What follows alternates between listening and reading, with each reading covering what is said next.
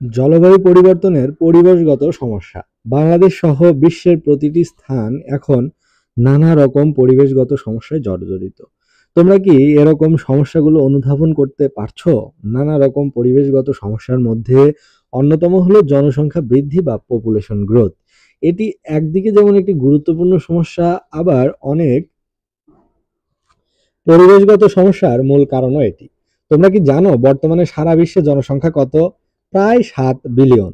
বর্তমানে যে হারে জনসংখ্যা বাড়ছে তাতে করে আগামী 2050 সালের মধ্যে বিশ্বের জনসংখ্যা দাঁড়াবে প্রায় 10 বিলিয়ন। এক সমীক্ষায় দেখা গেছে 1950 সালের পর থেকে শুধু জনসংখ্যা বৃদ্ধির কারণে শতকরা প্রায় 80 ভাগ বনভূমি উজাড় হয়ে গেছে। সাথে সাথে হাজার হাজার বনজ গাছপালা এবং জীবজন্তুর অস্তিত্ব বিলীন হয়ে গেছে। জনসংখ্যা বৃদ্ধির কারণে খোদ বাংলাদেশেই হাজার হাজার একর আবাদি জমি নষ্ট হচ্ছে। এটি স্বাভাবিক, কারণ জনসংখ্যা বৃদ্ধির সাথে সাথে খাদ্য, বস্ত্র, বাসস্থান ইত্যাদি সব রকমের চাহিদা বেড়ে যায় এবং কর্মসংস্থানের উপর চাপ সৃষ্টি হয়।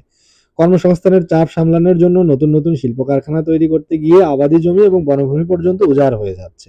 বিপুল জনসংখ্যার জন্য চাহিদার ব্যাপক বৃদ্ধি পাওয়ায় আজ নদ নদীতে মাছের যেমন রীতিমতো আকাল পড়ে গেছে।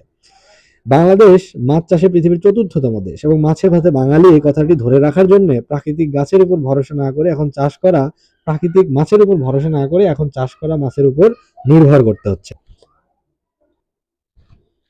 1991-92 সালে বাংলাদেশে উৎপাদিত মোট খাদ্যশস্যের পরিমাণ ছিল প্রায় 19.32 মিলিয়ন মেট্রিক টন, যা 2007 থেকে 2008 সালে দাঁড়ায় প্রায় 30 মিলিয়ন মেট্রিক টন এবং 2010-11 সালে দাঁড়িয়েছে প্রায় 40 মিলিয়ন মেট্রিক টন। প্রায় 20 বছর সময়ের ব্যবধানে খাদ্যশস্য উৎপাদন প্রায় দ্বিগুণ হয়ে বাংলাদেশ আজ খাদ্যশস্যে স্বয়ংসম্পূর্ণ হয়েছে। কিন্তু প্রাকৃতিক দুর্যোগে মাঝে মাঝে ফসল নষ্ট হওয়ার কারণে খাদ্যশস্য আমদানি করতে হয়। তোমরা কি জানো 1991 থেকে 92 সালে বাংলাদেশের মোট জনসংখ্যা কত ছিল? বাংলাদেশের মোট জনসংখ্যা ছিল প্রায় 10 কোটির মতো, যেটি এখন প্রায় 16 কোটি।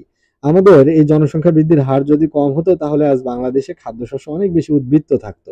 সেগুলো রপ্তানি করে বিপুল পরিমাণ বৈদেশিক মুদ্রা অর্জন করা যেত, যা দেশের অবকাঠামোগত উন্নয়নের কাজে ব্যবহার করা যেত। কাজেই জনসংখ্যার এই বিষয়টি নিয়ে আমাদের সকলকে সচেতন হতে হবে এবং অন্যদেরকেও সচেতন করতে হবে।